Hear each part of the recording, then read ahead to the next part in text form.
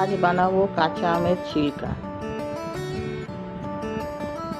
প্রথমে কাঁচা আমগুলোকে গ্রেট করে নেব।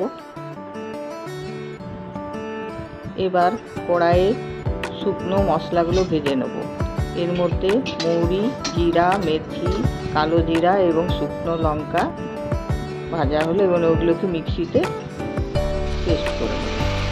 এবার কড়াইয়ে ছিলকাগুলো দিলাম। এর সঙ্গে আমি গুড় যোগ করব।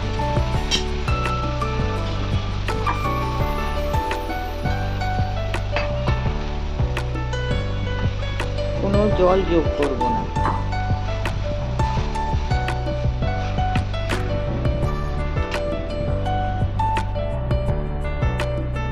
নিজের থেকেই জল বেরোবে এবং নুন যোগ করলাম, কাশ্মীরি লঙ্কা যোগ করলাম। মিডিয়াম আছে ফুটতে দিতে হবে।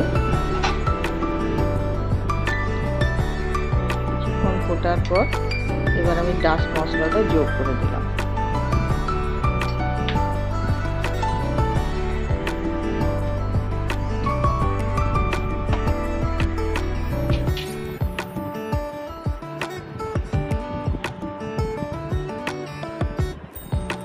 এলাচ গুঁড়ি যোগ করলাম।